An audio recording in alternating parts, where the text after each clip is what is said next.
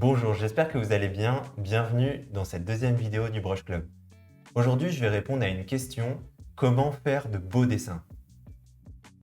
Alors cette question, elle peut paraître hyper large, mais si vous faites du dessin ou si vous êtes intéressé à l'art, c'est une question que vous êtes sûrement déjà posée. Comment améliorer mes dessins? Vous êtes peut-être comparé avec d'autres personnes qui dessinent et vous avez vu que vous n'arriviez pas à faire aussi bien, et donc c'est plutôt naturel comme question. Ma réponse, elle est très simple: utilisez le plus possible des modèles. Donc, plutôt que de dessiner directement d'imagination, essayez plutôt de vous inspirer de choses qui existent déjà, que ça soit d'après photos, d'après des choses que vous avez sous vos yeux, en face de vous, ou même d'autres œuvres d'artistes. C'est très très utile pour enrichir votre dessin et faire des dessins plus beaux, tout simplement. Parce que vous allez pouvoir avoir plus d'informations à dire sur votre feuille, et la personne qui va regarder votre dessin après, elle va rester plus longtemps, être plus intéressée, et vous allez transmettre plus de choses, tout simplement. Pour vous prouver ça, je me suis lancé un petit défi pour cette vidéo, c'est de dessiner un lion de tête et ensuite de trouver une photo qui ressemble un petit peu au lion que j'ai dessiné et de le redessiner mais à l'aide de la photo pour voir un petit peu la différence qu'il peut y avoir entre les deux. Vous allez voir, ça va être hyper intéressant au niveau des résultats. C'est parti! Alors, on commence par le lion que je fais de tête. Donc là, j'ai commencé par la ligne de son dos pour essayer d'imaginer sa jambe arrière, comment elle pourrait être, et les deux autres, comment elles se posent. J'ai eu des petits problèmes avec les jambes, j'avais du mal à me souvenir vraiment comment elles étaient. Donc ensuite, j'ai fait la crinière, l'oreille, et là, j'ai eu un petit doute. Je me suis demandé si son museau était plat ou s'il avait un front. Donc j'ai effacé et au final, j'ai décidé de lui faire un petit front et on verra après que c'était pas une super idée. Donc j'essaye d'ajouter un petit peu plus de détails et sa deuxième patte, sachant que je me suis souvenu à la fin que ses pattes avant sont plus épaisses que ses pattes arrière. Enfin, c'est le souvenir que j'ai du lion. Donc j'efface un petit peu et je reprends pour lui faire une épaule et des pattes avant un petit peu plus épaisses. Ensuite, je passe à la couleur. Donc pour moi, un lion, ça a plutôt des tonalités jaune, orange.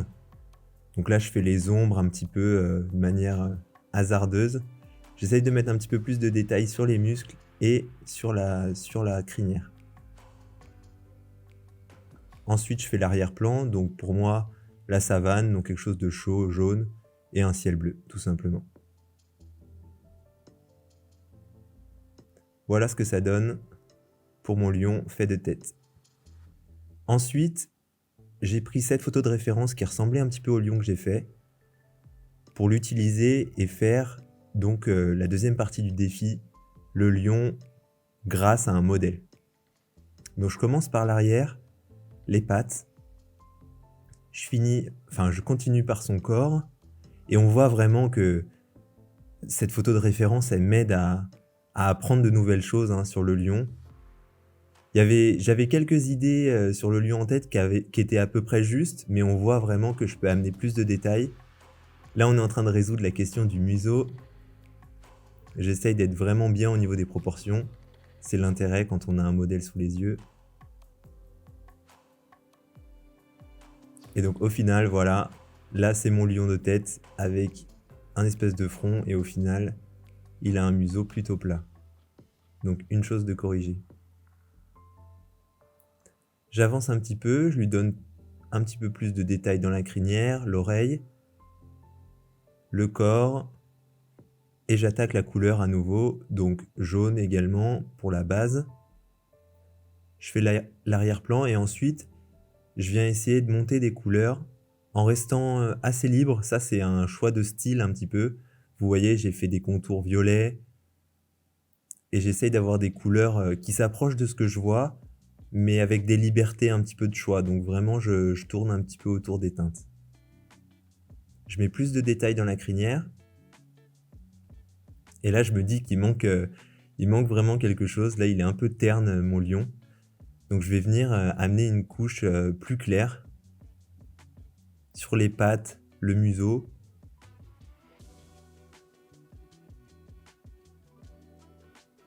je continue à travailler la crinière. Et là, je me suis dit, ah, il manque de jaune, donc je viens mettre une couche de jaune. C'est vrai que je voyais beaucoup de jaune sur ce lion et je le retrouvais pas dans mon dessin. Donc les zones les plus jaunes, je viens les colorier. Je finis en peaufinant un petit peu mes ombres avec une couleur un peu bleutée. Et on a, voilà, mon lion fait avec un modèle. Le but, c'était de vous montrer qu'avec un modèle, on peut donner plus de détails à nos dessins. On peut tout simplement les améliorer. Donc je vous laisse avec mes deux lions, celui fait deux têtes et celui fait avec un modèle. Dites-moi celui que vous préférez, ça peut être l'un ou l'autre. Moi personnellement, je trouve que celui qui a été fait avec un modèle, il est plus intéressant, il est un petit peu plus, enfin il est plus détaillé, ça c'est sûr. Mais surtout, voilà, il tient mieux dans le sol et on le reconnaît un petit peu mieux. Si j'étais resté avec juste l'idée du lion que j'ai dans ma tête, eh ben, j'aurais pu conserver des erreurs comme le museau, le fait qu'il soit un peu tassé, les jambes arrière qui sont un petit peu bizarres et jamais progresser. Donc voilà pourquoi c'est super utile d'utiliser des modèles. Si vous avez fait le dessin, parce que je vais vous mettre la photo en description du lion, n'hésitez pas à me l'envoyer sur Instagram. Je vous le mets ici, mon Instagram.